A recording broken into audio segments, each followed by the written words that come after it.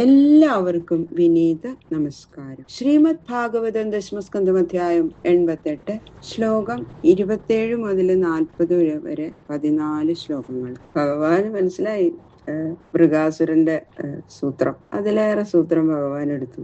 ഒട്ടും വിഷമിക്കണ്ട കേട്ടോ രുദ്ര, ഞാൻ ശരിയാക്കാം എന്ന് പറഞ്ഞിട്ട് അപ്പൊ തന്നെ ഒരു ബ്രഹ്മചാരിയുടെ വേഷത്തില് ഓടി വരുന്ന ആ മൃഗാസുരന്റെ മുമ്പിൽ തടഞ്ഞ് അങ്ങോട്ട് നിൽക്കുകയാണ് ഭഗവാൻ ചെയ്തു. കൃഷ്ണായ വാസുദേവായ ഹരയേ പരമാത്മനെ പ്രണതക്ലേശനാശായ ഗോവിന്ദായ നമോ നമഃ. ഓം നമോ ഭഗവതേ വാസുദേവായ.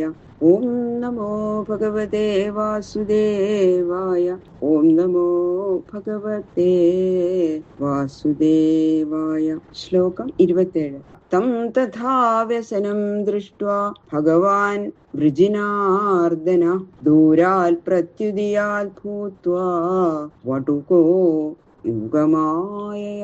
അങ്ങനെ വ്യസനിച്ചു വരുന്ന ശിവനെ കണ്ടിട്ട് സന്താപഹാരിയായ ഭഗവാൻ ശ്രീനാരായണൻ യോഗമായ ശക്തിയാൽ ഒരു ബ്രഹ്മചാരിയായിട്ട് ഭവിച്ച് ദൂരെ നിന്നും മൃഗാസുരന്റെ നേരെ അങ്ങോട്ട് വന്നു.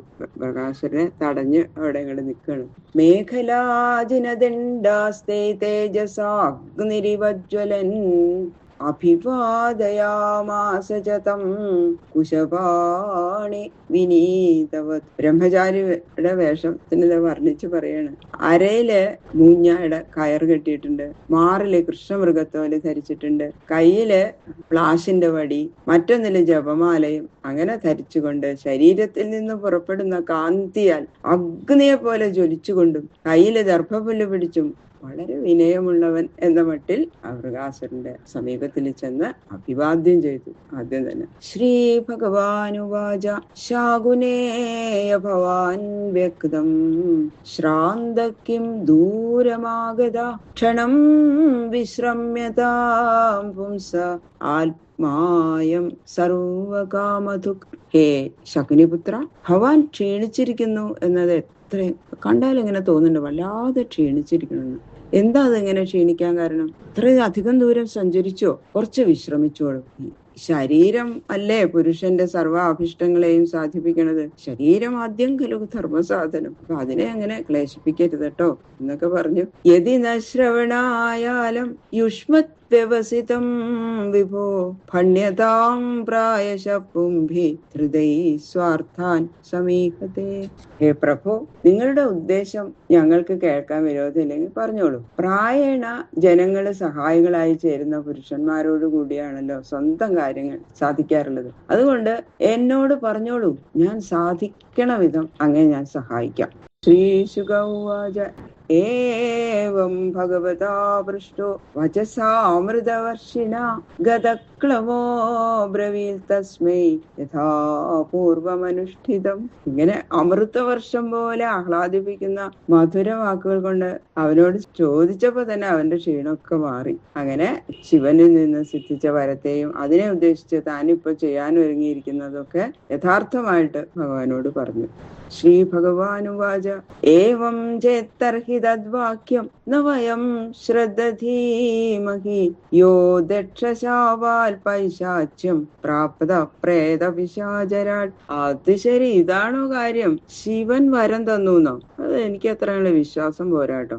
എന്തുകൊണ്ടെന്നാലേ ദക്ഷശാപം നിമിത്തം ഈ ശിവനെ പ്രേതങ്ങളുടെയും പിശാചുക്കളുടെയും അധിപതിയായി പിശാച വൃത്തിയെ പ്രാപിച്ചുകൊണ്ടല്ലേ ഇരിക്കണത്.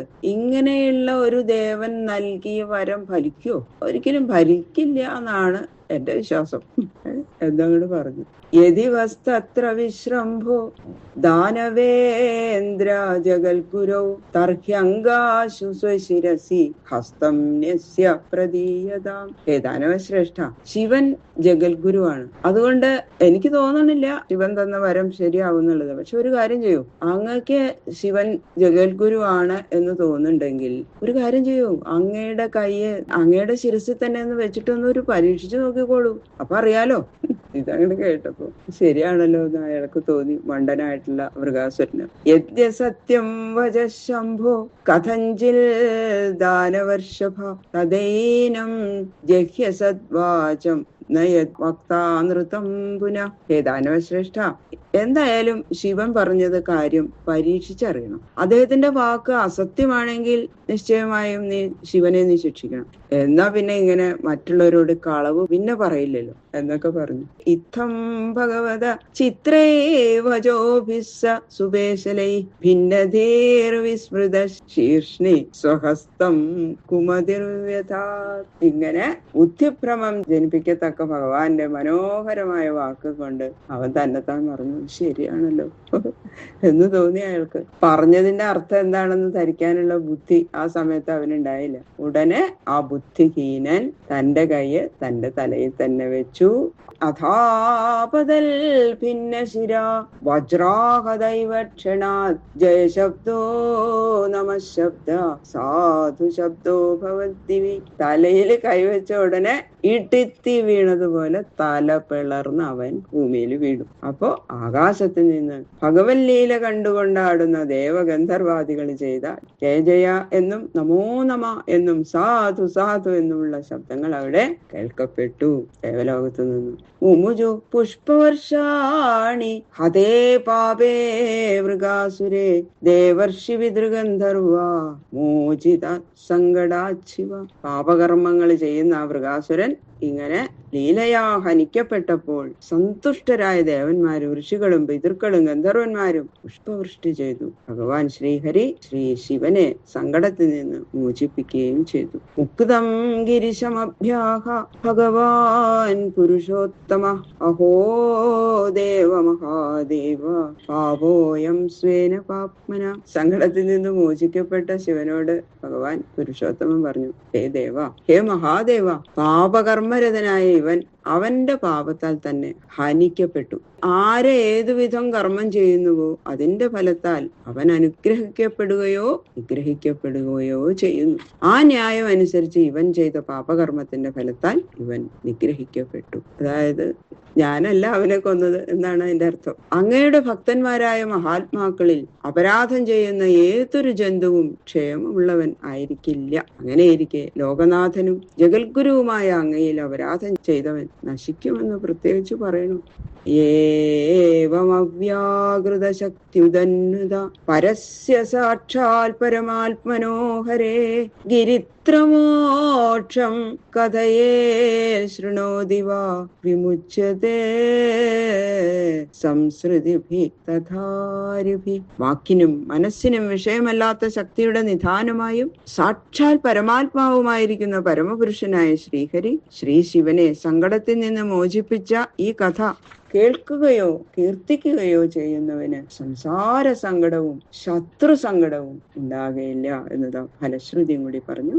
ഇതി ശ്രീമദ്ഭാഗവതേ മഹാപുരാണേ പാരമഹംസ്യാം സംഹിതായാം ദശമസ്കന്ധേ ഉത്തരാർദ്ധേ രുദ്രമോക്ഷണം നാമ അഷ്ടാശീതിതമോധ്യായ. സർവത്ര ഗോവിന്ദ നാമ സങ്കീർത്തനം. ഗോവിന്ദ ഗോവിന്ദ ഗോവിന്ദ. ഈ 88-ാമത്തെ അധ്യായം ശ്രീകൃഷ്ണ ഭഗവാന്റെ ശ്രീപാദങ്ങളിൽ സമർപ്പിക്കണം. കായേന വാചാ മനസേന്ദ്രിയേർവാ ബുദ്ധ്യാത്മനാ വാ പ്രകൃതേ സ്വഭാവാത് കരോമി യത് സകലം പരസ്മൈ നാരായണായേതി സമർപ്പയാമി. സർവം ശ്രീകൃഷ്ണാർപ്പണമസ്തു.